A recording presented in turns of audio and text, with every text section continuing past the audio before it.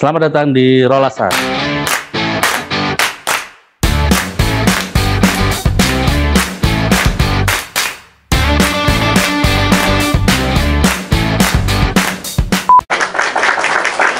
Selamat datang di Rolasan.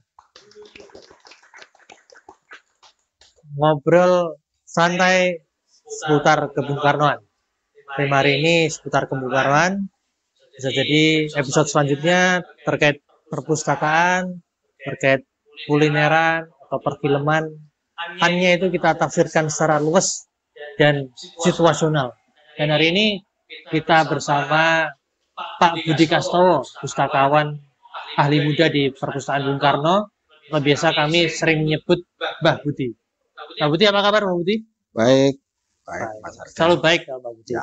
Mbah Budi ini adalah pustakawan di koleksi khusus Bung Karno yang sehari-hari membimbing pemustaka atau pengunjung yang datang ke Perpus Bung Karno untuk berdiskusi, untuk berdialektika terkait pemikiran-pemikiran Bung Karno. Selain itu, Mbah Budi ini juga termasuk saksi hidup bagaimana Perpus Bung Karno berdiri ya, Mbak?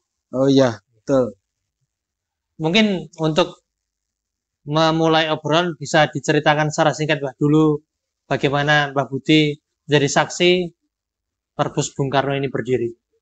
Jadi apa yang ditanyakan Mas Arda tadi, bagaimana kesaksian saya terhadap berdirinya perpustakaan Bung Karno yang sebenarnya hanya kesaksian secara fisik.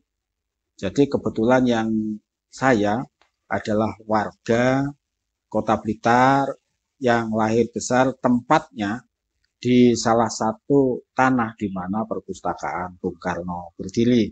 Jadi kesaksian itu adalah kesaksian secara fisik. Jadi bukan kesaksian sifatnya apa ya, secara ideologi, secara administrasi, atau secara finansial, atau secara kepemerintahan. Tapi kesaksian saya lebih kepada kesaksian secara fisik karena memang secara fisik saya lahir besar di kompleks makam dan perpus Bung Karno. Demikian Mas Arga. Berarti memang Mbah Budi ini istilah Jawanya adalah babat alas, termasuk orang-orang yang atau pegawai yang mendahului kita semua di Perpus Bung Karno. Dan hari-hari ini Mbah Budi sudah di koleksi khusus sejak kapan? Sebenarnya sejak pertama perpustakaan Bung Karno berdiri, tahun 2004 sudah ya tahun 2004 saya di koleksi khusus. Ya karena kesenangan saya terhadap Bung Karno, karena saya suka terhadap tokoh ini, saya sehingga lebih suka di situ di koleksi khusus Bung Karno. Tapi karena latar belakang saya adalah orang-orang keuangan yang berpendidikan di keuangan, jadi sempat beberapa tahun saya di ketatausahaan dan berkecimpung di dunia keuangan. Nah, selanjutnya ketika situasi sudah baik, artinya banyak teman-teman muda ini yang sudah bisa bekerja di sektor keuangan, saya kembali menekuni koleksi khusus Bung Karno. Seperti itu, Mas Arga. Apa bedanya ketika Mbah Budi itu masih sebagai warga biasa? Ya. Dengan ketika Mbah Budi sudah menjadi pustakawan di Perpus Bung Karno. Bagaimana perbedaan melihat Bung Karno? Oh iya, ketika saya menjadi warga biasa ini, apa yang saya persaksikan, jadi sebelum perpustakaan Bung Karno, makam Bung Karno terlebih dahulu ada. Ya, kita sedikit review. Bung Karno meninggal 21 Juni 70, dimakamkan di Bundogrit, Kota Blitar, atas keputusan Presiden Republik Indonesia, Jenderal Soeharto, keputusannya nomor 44 tahun 70. Nah, tahun 78 makam Bung Karno itu dibugar. Tahun 79 dibuka untuk umum. Keadaannya seperti apa yang bisa kita lihat hari ini. Tidak banyak yang berubah di makam Bung Karno. Tahun 2003, di sebelah selatan dari makam Bung Karno itu diberdirikanlah perpustakaan Bung Karno yang diresmikan tahun 2004. Nah, Apa latar belakangnya adalah ketika bangsa Indonesia waktu itu setelah masa apa namanya reformasi, Reformasi.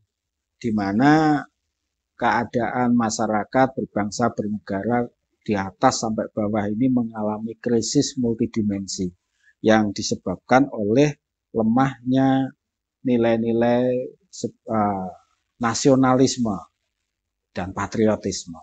Nah, didirikanlah perpustakaan Bung Karno supaya ini bisa menjadi sebuah alat atau wahana yang bisa memperkuat, mempertebal kembali nasionalisme dan patriotisme bangsa Indonesia dengan memberdayakan pemikiran-pemikiran Bung Karno dan pahlawan-pahlawan lainnya.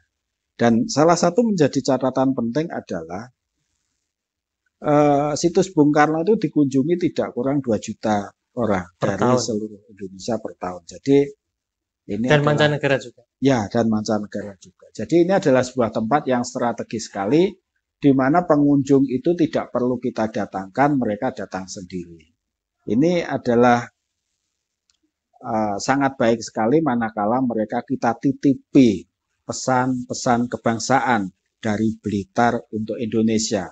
Blitar itu artinya siapa? Blitar itu artinya dari Bung Karno untuk Indonesia. Melalui wisatawan yang ada, melalui pengunjung-pengunjung yang ada, melalui pegiat-pegiat literasi yang ada, melalui pembaca-pembaca buku yang ada di perpustakaan Bung Karno, dan tentu saja peran sertanya pustakawan amat dibutuhkan dalam hal ini, dalam transformasi literasi ini. Mengingat pemikiran-pemikiran Bung Karno ini lumayan sulit untuk bisa dipahami dan diamalkan.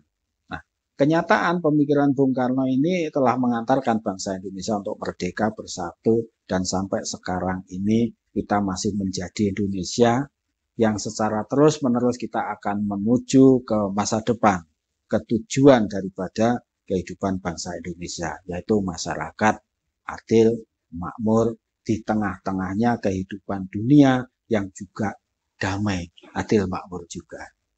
Seperti itu. Jadi saya sebelum jadi pustakawan dan setelah menjadi pustakawan, apa yang saya lihat, karena saya harus mengantarkan orang-orang yang datang ke sini untuk bisa memahami, mengenal Bung Karno dengan lebih mudah. Artinya, saya harus terlebih dahulu menyelami apa yang menjadi pikirannya Bung Karno sebelum saya menyajikan itu kepada para pemustaka, kepada para sobat-sobat muda sekalian.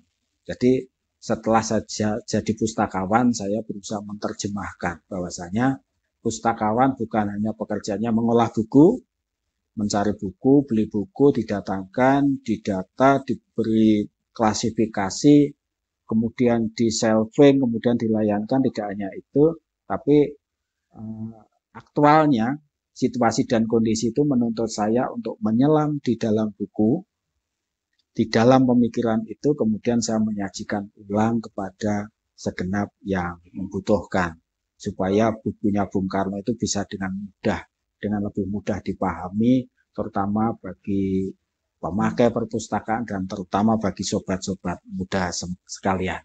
Demikian, Mas Ardi. Nah, terkait tentang membaca banyak buku setelah dari pustakawan, saya mencoba flashback. Saya pikir Mbah Budi ini tumbuh atau bersekolah dari SD hingga SMA mungkin di era Orde Baru. Ya, dan tepat sekali. Kemudian mungkin di Orde Baru itu ada narasi tunggal yang memang disebarluaskan oleh pemerintahan pada waktu itu. Kemudian akhirnya Mbah Budi menjadi pustakawan, bertemu dengan banyak buku, tentunya banyak sudut pandang yang berbeda dari apa-apa yang dibaca ketika Mbah Budi masih bersekolah. Nah, itu bagaimana dinamikanya? Ya, akhirnya ya keuntungan kita menjadi pustakawan. Dan saya juga melihat akhirnya bahwasanya bangsa Indonesia ini berdiri itu tidak lepas dari kepustakawanan. Jadi bukan karena saya jadi pustakawan sehingga saya mengatakan Indonesia merdeka karena perpustakaan, tapi lebih dari itu kita bisa menarik fakta historis empiris dari realitas yang ada. Kita lihat dalam hal ini adalah perjuangannya Bung Karno dan kawan-kawan dan angkatannya pada waktu itu. Coba kita lihat proklamasi kemerdekaan. Proklamasi kemerdekaan kita itu adalah merdeka sebagai bangsa. Buktinya proklamasi kami bangsa Indonesia. Sekumpulan orang yang tinggal di wilayah Nusantara atau Indonesia ini yang memiliki satu konsep kebangsaan yang sama, yang menyebut dirinya bangsa Indonesia. Nah, bagaimana ceritanya konsep kebangsaan itu dilaksanakan atau diamalkan, yang sebelumnya tentu saja dihayati, dipahami, dimengerti. Dan bahkan kita tarik ke garis yang lebih ke sana lagi. Dulu kebangsaan kita belum punya, kemudian menjadi punya. Ini adalah sebuah proses berpikir, ini adalah proses literasi. Nah, Bung Karno dan kawan-kawan pada saat itu amat dekat dengan perpustakaan. Menuju atau menggali kebangsaan Indonesia lebih banyak dilakukan dengan cara diskusi, baca buku, kemudian menuliskan itu di dalam majalah-majalah yang juga diterbitkan. Misalnya Bung Karno menulis di Utusan Hindia, Suluh Indonesia Muda, Pikiran Rakyat, dan di majalah-majalah lainnya. Nah, jelas sekali bahwasanya ketika zaman Belanda itu ada sekolah dan kampus, tetapi tentu saja sekolah dan kampus itu tidak akan pernah mengajarkan menuju Indonesia merdeka. Tidak pernah mengajarkan persatuan kesatuan kebangsaan Indonesia. Yang itu harus dipelajari sendiri. Buku itu bisa didapatkan dari perpustakaan atau dari tukar-menukar buku dengan pejuang-pejuang pemikir yang lain. Buku dibaca, didiskusikan, disintesakan ulang, didesiminasikan, menjadi sebuah kesadaran bersama, kemudian bergerak bersama pada titik puncaknya menjadi merdeka. Jadi merdeka dan literasi ini sebenarnya adalah sebuah kesatuan yang nggak pernah bisa dilepaskan. Dan ini seharusnya bisa menginspirasi generasi muda untuk mencapai tujuan kebangsaan Indonesia. Tidak akan pernah lepas dari literasi. Nah, jadi sebagai pustakawan, salah satunya itu yang saya temukan. Di samping, saya juga secara khusus membaca pemikiran-pemikiran Bung Karno yang lainnya. Jadi, seperti dikatakan Mas Arda tadi, ketika zaman saya dari TK sampai kuliah, narasi kebangsaan, narasi sejarah memang diproduksi oleh satu pihak tertentu, satu sumber. Sehingga jadilah terasa di pikiran kita itu amat kaku memahami sejarah yang bentuknya seperti itu. Tapi setelah saya membaca banyak buku di sini, dan buku-buku itu termasuk buku-buku yang dilarang pada zaman Orde Baru. Dilarang beredar. Dilarang dibaca. Nah, sekarang kita mendapat kesempatan untuk bisa membaca itu. Sehingga muncul di pemikiran kita sudut pandang yang lebih komprehensif terhadap suatu peristiwa sejarah bangsa kita, yang lebih komprehensif, lebih komplit, kaya sudut pandang yang tidak didominasi hanya satu sudut pandang. Dan akhirnya tidak mudah menyalahkan ini suatu pihak gitu ya. Ya, jadi pembacaan itu. Sejarah tidak bisa dilihat hanya hitam dan putih. Artinya aku di sini, kamu di sana, ditarik garis pembatas yang kuat, tidak bisa. Banyak sekali warna, banyak sekali dimensi, dan banyak sekali justru kita akan menyadari banyak kekurangan-kekurangan kita sebagai masyarakat, bangsa dan negara ini. Kekurangan bersama itu yang kita mendapatkan nanti inspirasi untuk bisa membuatnya menjadi lebih baik di masa yang akan datang. Oke. Gitu. Ini diantara kita ini udah ada buku-buku. Ini termasuk buku-buku koleksi Bung Karno. Ya. Belah kanan Presiden pertama Soekarno dan Presiden kedua Soeharto. Kita ngobrol ini di bulan Maret di bulan Maret itu ada Oke, ya. peristiwa penting yang mempengaruhi peralihan kekuasaan antara Bung Karno ke dan Pak Harto. Pak Harto, ya. 11 Maret 66 ada Super Semar yang tidak lepas dari peristiwa 65 ada G30S atau Bung Karno sering menyebutnya Gerakan 1 Oktober. Dan itu berlanjut hingga adanya Super Semar, kemudian Bung Karno digantikan atau kekuasaan beralih jadi ke Pak Harto. Mungkin bisa diceritakan proses sebelum adanya Super Semar. Baik, gini Mas Arda dan Sobat Pustaka semuanya dimanapun Anda berada, kita bicara. Saya sambil nyeruput. Oh boleh, silakan. Boleh, silakan. Oke. Jadi bicara Super Semar itu kita sudah berpuluh-puluh tahun menjalankan ini secara rutin. Seperti ritual ya. Kalau bulan Maret banyak pihak, banyak media, TV, koran nanti akan memflashback kembali tentang Super Semar. Nah, kemudian pengalaman saya sendiri dalam membaca buku. Jadi saya bukan punya pengalaman praktis. Saya belum hadir di tahun itu, belum hadir di dunia maksudnya. Jadi saya mencoba untuk hadir di alam sejarah itu melewati buku. Nah, pertama yang harus kita lihat, Super Semar itu sebuah kejadian yang tidak bisa berdiri sendiri. Bukan kejadian yang bisa dipahami secara tiba-tiba muncul gitu aja. Ada sebab, ada akibat, ada kausalitas di situ. Jadi setidak-tidaknya sobat muda untuk memahami Super Semar seperti tadi yang sudah dikatakan Mas Arda, kita mudahnya mulai saja dengan peristiwa tahun 65. Yang belum lama diakui oleh Presiden Jokowi sebagai peristiwa pelanggaran HAM di waktu itu. Jadi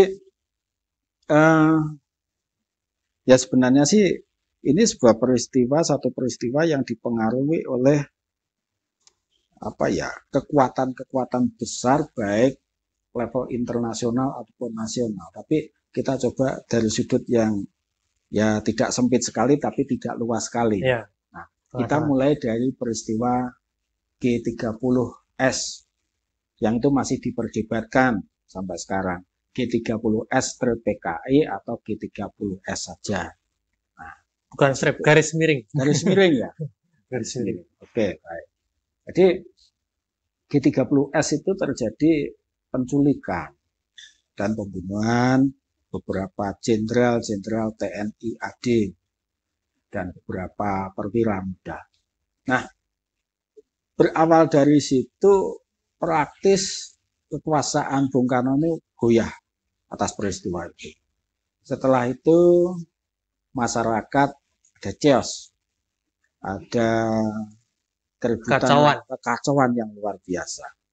Kemudian di situ ada proses-proses penghakiman satu pihak dengan pihak yang lain yang akhirnya ini membuat komunis hancur karena balik dilawan oleh kekuatan-kekuatan anti komunis, hancur sampai ke akar-akarnya dan nyatanya tidak pernah bisa tumbuh kembali. Nah, G30S itu kemudian menyusul peristiwa Tritura. Jadi mahasiswa-mahasiswa itu demo dengan bergelombang berjilid-jilid yang semakin hari semakin besar yang membuat pemerintahan ini goyah. Karena masyarakat juga ikut panas, juga ikut goyah, juga ikut semerawut, ikut chaos, ikut kacau. Nah, puncaknya nanti kita akan melihat peristiwa 11 Maret, di tanggal 11 Maret itu ketika Bung Karno memimpin sidang kabinet 100 menteri di Istana Negara. Di saat yang sama. Bentar. Jadi setelah peristiwa Gestok itu muncul, kemudian ada kekacauan di masyarakat, orang-orang yang termasuk PKI dan dicap PKI itu diburu, dimusnahkan hingga tahun 67, kemudian 66. Oh, 66. Ya, 66. Berarti setelah kekacauan itu Bung Karno berinisiatif untuk membentuk berusaha memperbaiki ini dengan cara meresapel kabinet. Terus memperbaiki situasi politik ini dengan meresapel kabinet. Dengan meresapel kabinet. Yang berjudul Kabinet 100 Menteri. Ya, Kabinet Dipikora. Nah, pergantian kabinet ini belum memuaskan bagi masyarakat. Dimotori mahasiswa mengadakan demonstrasi yang eskalasinya semakin hari semakin besar. Nah, puncaknya nanti kejadian di 11 Maret itu ketika Bung Karno memimpin sidang kabinet Dipikora itu 100 menteri, di saat yang sama mahasiswa demonstrasi Jakarta di Istana.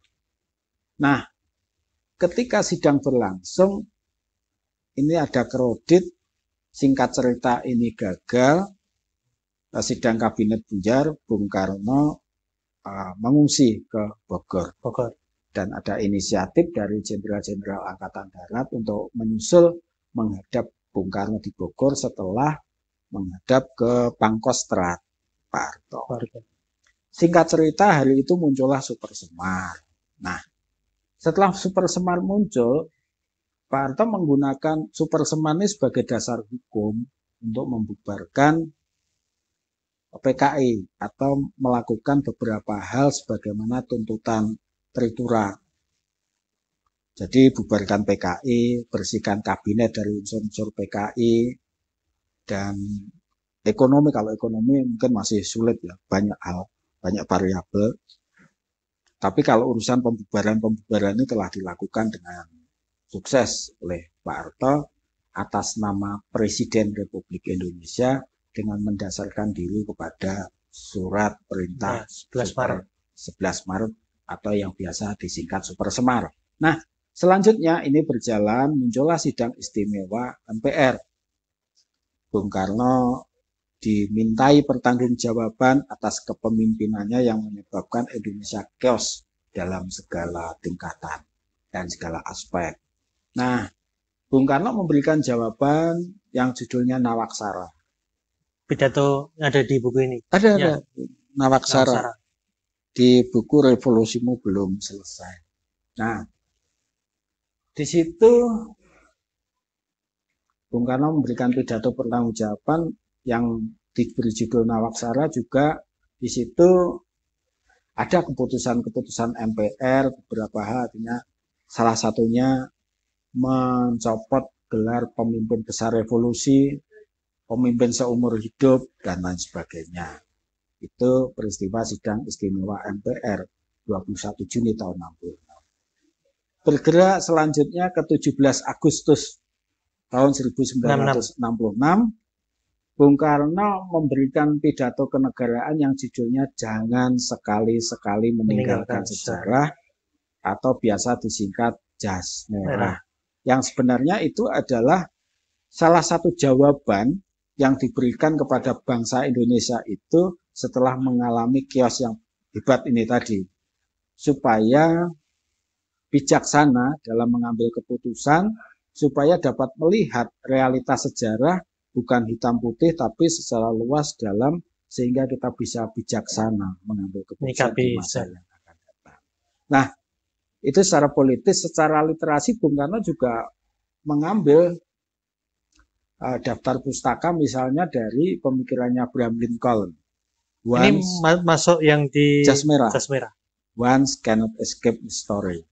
Orang tidak bisa lepas dari sejarahnya. Itu kata-kata bijak yang diambil dari Presiden ke-16 Amerika Serikat, Abraham Lincoln. Once cannot escape history. Yang kedua adalah Profesor Thomas Carlyle dari Sorbonne, Prancis. Seorang yang meninggalkan sejarahnya, dia akan kehilangan masa depannya. Dikiranya perjuangan amuk-amuk masa itu dikiranya sebuah perjuangan.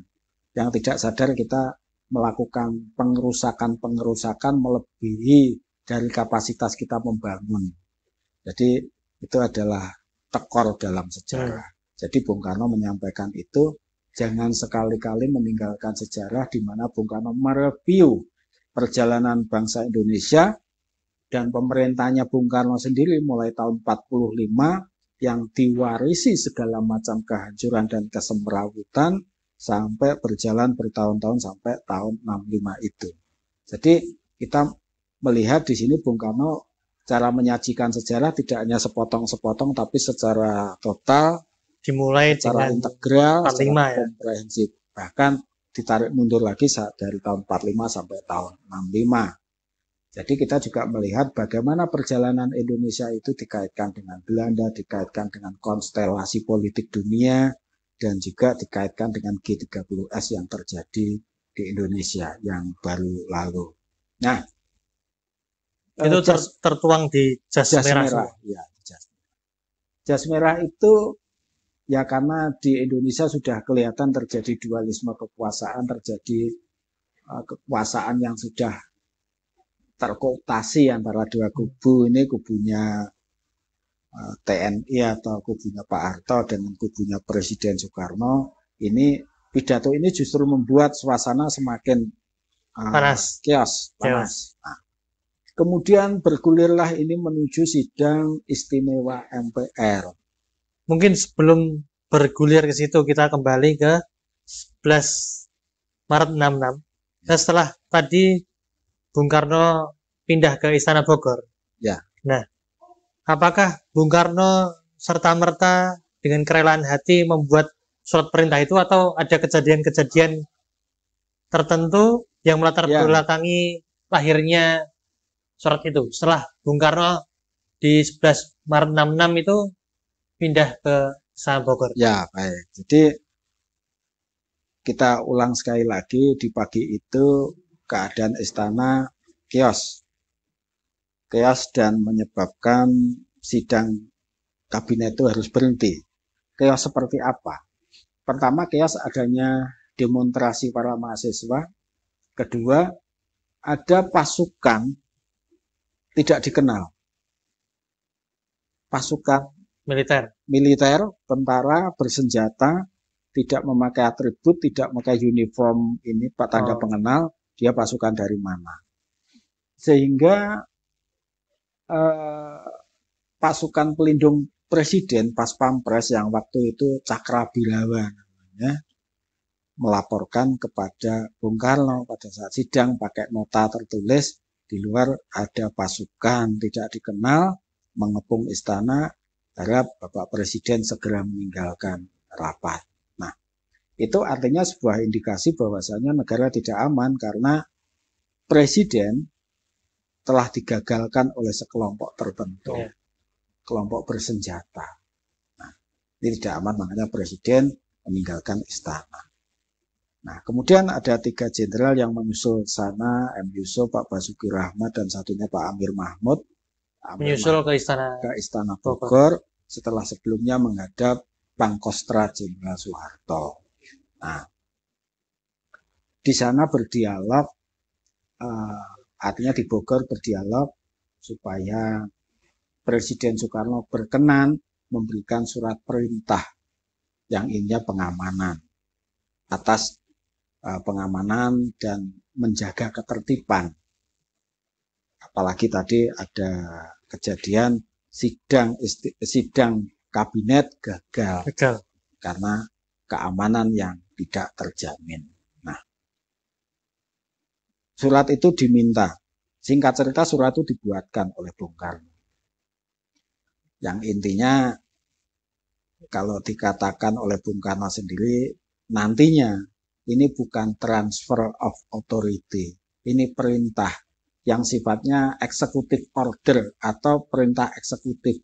Jadi negara ada legislatif, ada eksekutif, dan yudikatif. Nah, ini perintahnya seorang pejabat eksekutif tertinggi kepada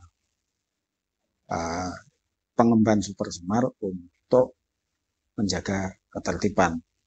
Dan setelahnya nanti melaporkan kepada yang memberi perintah. Nah, dari sekian banyak buku yang Mbak Budi baca mungkin terkait Supersemar juga, gimana sih buku-buku itu menceritakan proses kelahiran Supersemar? Apakah ada yang mengatakan bahwa Bung Karno ditodong pistol, ada yang terpaksa. Gimana, Mbak? Ya, baik. Banyak buku, banyak versi, Ya. banyak kesaksian. Ada kesaksian saling menguatkan, ada juga kesaksian yang Bertolak belakang. bertolak belakang.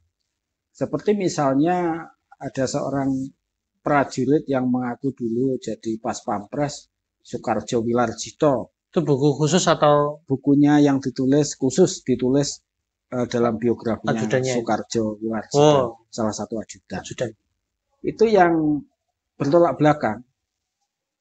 Yang beliau mengatakan justru ada 4 jenderal di situ, satunya ketambahan Jenderal Maraden Panggabean yang waktu itu jadi kasat. Nampaknya bertentangan dengan kesaksian, misalnya kesaksian Pak Subandrio yang waktu itu juga ada di situ, yang mengatakan yang menghadap kepada Bung Karno itu 3 jenderal, tidak ada Pak M. Panggabean. Nah, jadi seperti itu, dari sekian banyak buku itu. Jadi setidaknya buku-buku itu memberikan sudut pandang yang banyak. Misalnya gini, ada yang asik nih bukunya Christine Bass. Berjudul lupa saya judulnya. Christine Bass ya. Tapi intinya yang dibahas adalah kejadian sejarah Indonesia seputar G30S sampai jatuhnya seorang Bung Karno. Christine Bass mereview, meneliti sekitar 24 buku hasil penelitian terkait dengan peristiwa 65. Dari buku itu ternyata belum bisa diambil kesimpulan siapa pelaku sebenarnya. Ada kemungkinan pelakunya Bung Karno, ada kemungkinan pelakunya Pak Harto, ada kemungkinan pelakunya Angkatan Darat, ada kemungkinan pelakunya PKI, ada kemungkinan pelakunya Operasi Intelijen, CIA, di luar ini CIA.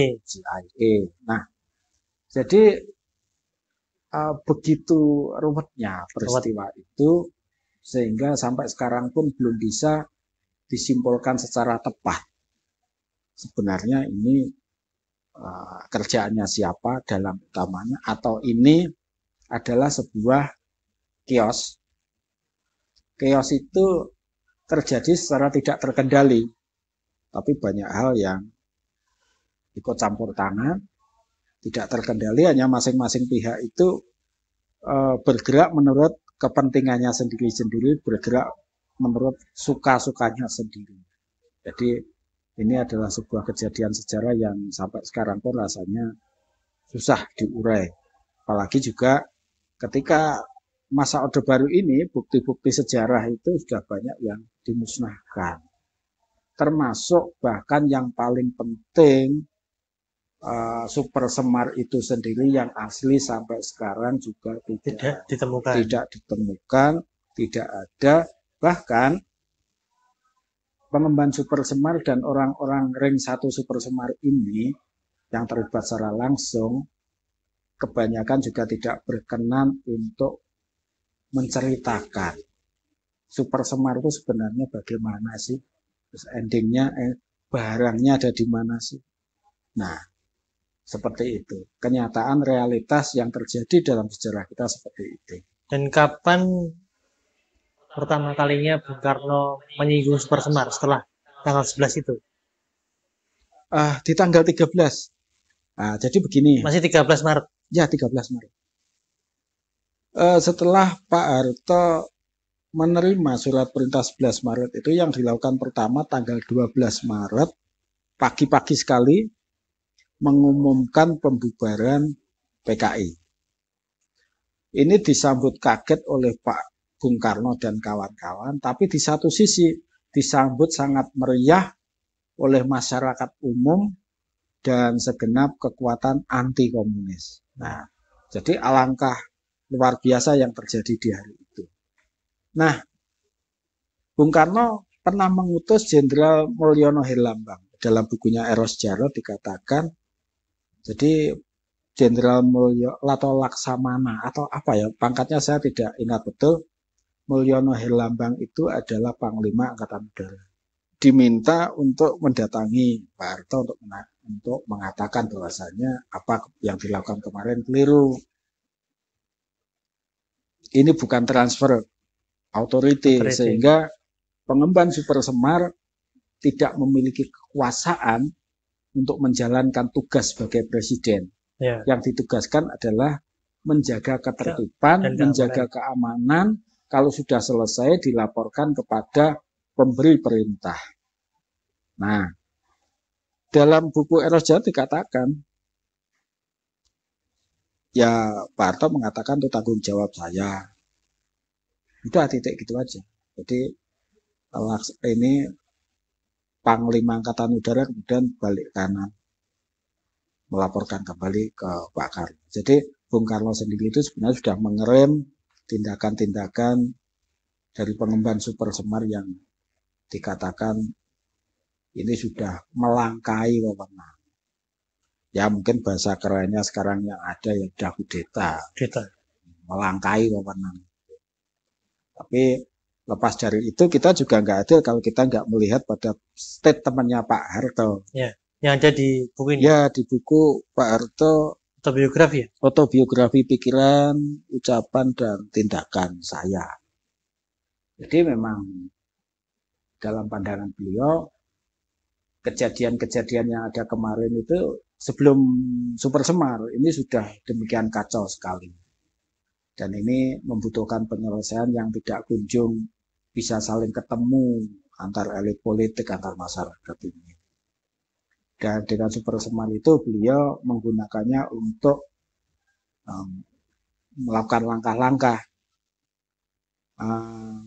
melaksanakan Pancasila yang murni, melaksanakan Pancasila dan Undang-Undang Dasar 45 secara murni dan konsekuen. Jadi itu dalam pandangannya Pak Harto. Jadi Pak Harto menggunakan Super Semar itu untuk menata kehidupan berbangsa bernegara Indonesia dengan lebih baik, dengan mengamalkan Pancasila dan UUD 45 secara murni dan konsekuen. Satu sisi, Bung Karno mengatakan ini bukan transfer of authority.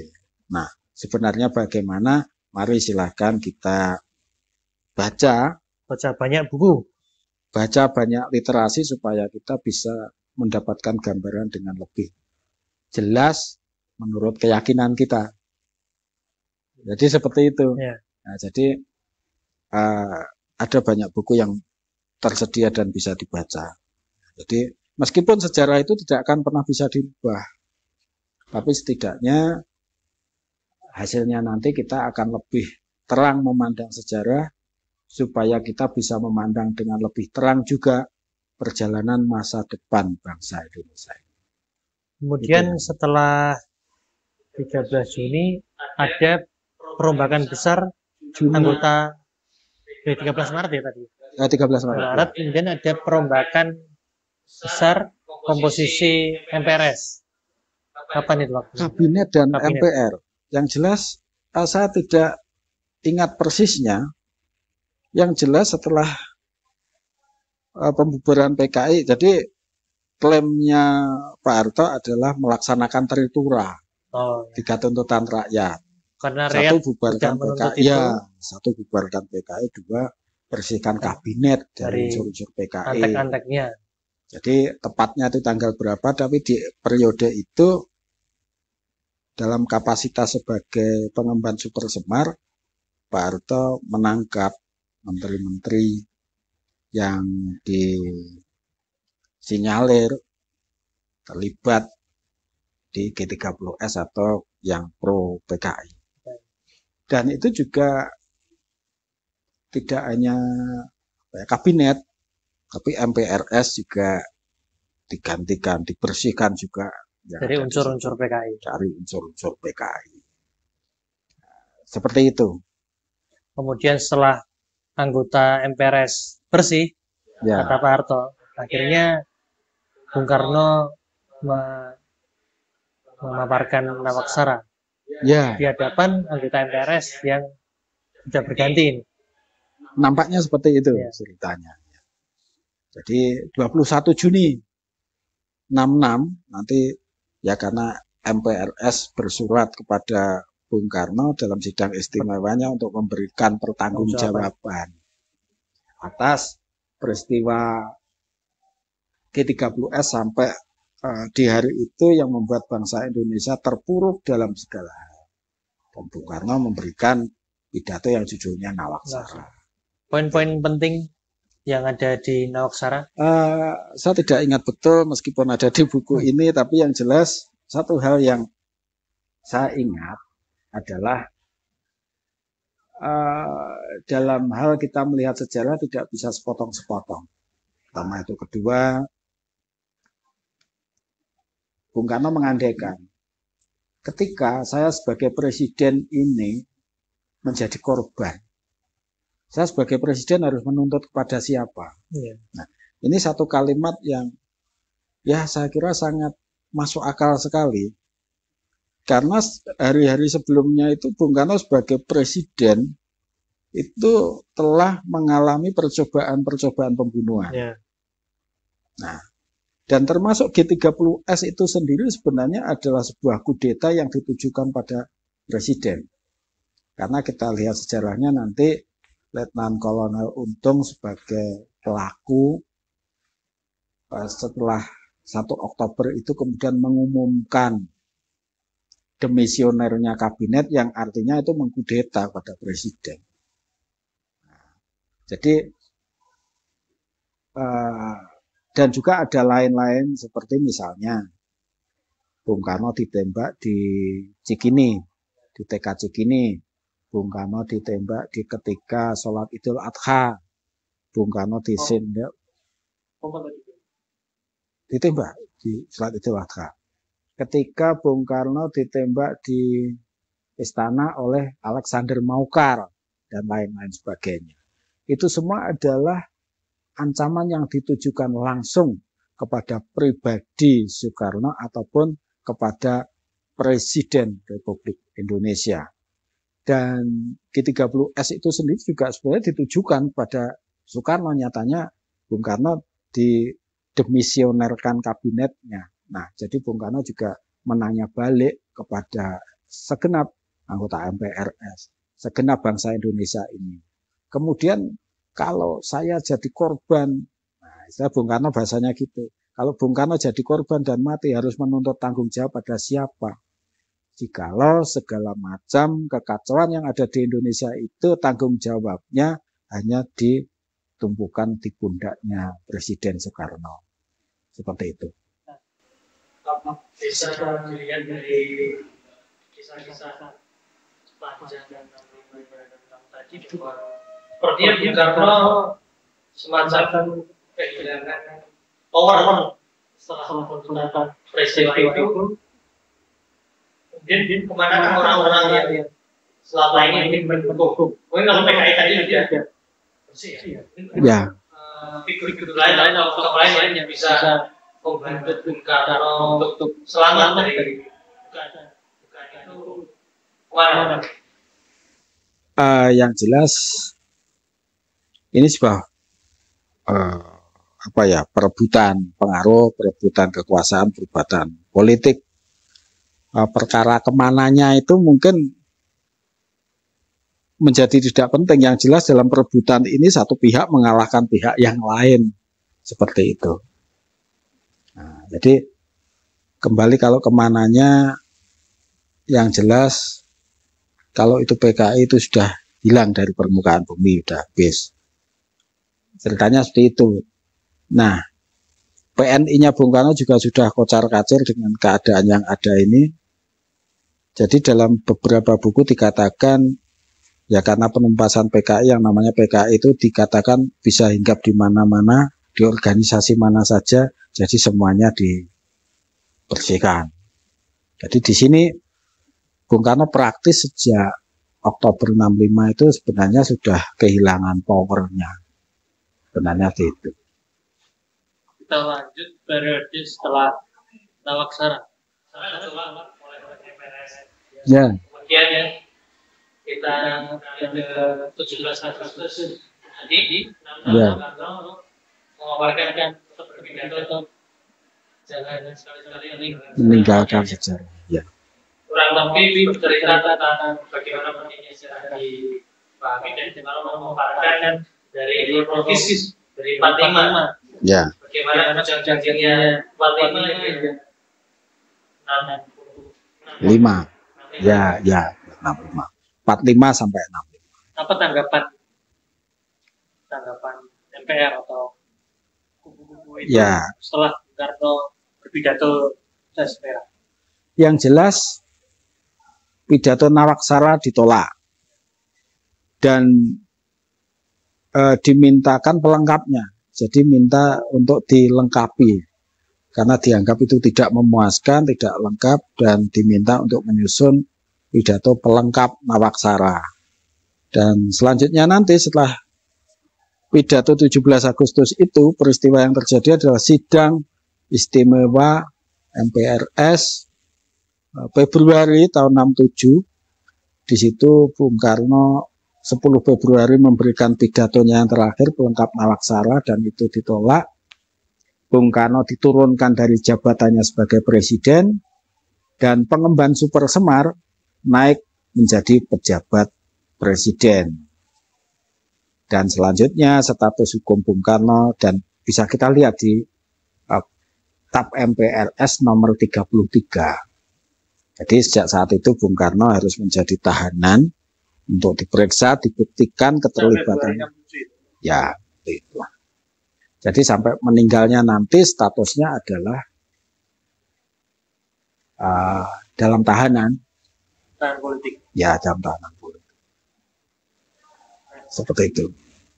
Maksudnya sejak dari 67 sampai 70 ketika Bung Karno meninggal. Ya. Berarti upaya perlawanan Bung Karno terakhir itu lewat atau Bung Karno ada lewat pelengkap Nawaksara yang terakhir, pidato terakhir. Itu dipidatokan di kira-kira tanggal 10 Februari tahun 67. Sebelum sidang istimewa. Dalam sidang istimewa yang terakhir. Ya. Yang memunculkan TAP MPRS nomor 33 tahun 67. Di waktu yang sama, Bung Karno melawan kemudian diturunkan. Ya, perlawanan itu sebenarnya sejak Super Semar, jas merah sampai pada pelengkap Nawaksara. Seperti itu. Ada yang bisa diceritakan terkait pelengkap Nawaksara yang di Februari nanti? Saya tidak ingat betul. Kita harus membaca ulang dan buka bukunya lagi. Ada. Bu, revolusimu belum selesai. Itu kumpulan pidato 30 September tahun 65. Jadi sore sebelum kejadian ke stok itu Bung Karno pidato di depan pertemuan engineering, para insinyur seluruh Indonesia. Dan diakhiri ini adalah pidato yang terakhir pelengkap Nawaksara. Ada di buku Revolusi Belum Selesai. Seperti itu. Adakah statement Bung Karno setelah beliau menjadi tahanan politik sama sekali tidak ada setelah itu? Setelah jadi tahanan politik tidak ada, rasanya tidak ada. Benar-benar ditahan. Betul-betul ditahan dan Bung Karno telah kehilangan hak asasinya. Jadi termasuk hak untuk statement, hak untuk bicara, hak untuk pidato dan sebagainya sudah tidak ada lagi. Seperti itu. Dan setelah Pak Harto secara resmi diangkat menjadi presiden. Ya. Februari tahun 67. Pejabat presiden 67. Nanti pemilu ada di tahun 71. Dan pada saat itu nanti menjadi presiden yang resmi yang dipilih oleh MPR hasil pemilu, bukan MPRS lagi. Seperti itu. Jadi selama kurun waktu itu masih statusnya pejabat presiden MPRS. Bahkan kan tatap MPRS yang mengatur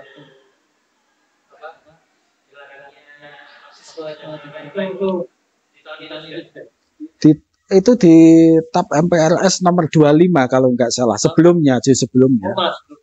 Jadi melarang Marxisme, komunisme, pelarangan untuk mengajarkan itu di TAP MPR nomor 25 kalau nggak salah, bukan 33. 33 itu menurunkan jabatan presiden. Kalau 25 itu tentang pelarangan ajaran komunisme. Yang masih ada sampai sekarang. Ya nyatanya itu belum dicabut, ya memang masih ada sampai sekarang. Dulu Gus Dur sepertinya punya wacana mencabut api-apinya. Ya seperti itu. Ya seperti itu. Berarti itu. Dari peristiwa sejarah yang begitu panjang dan begitu kompleks, apa yang diajarkan kan ketika bersekolah?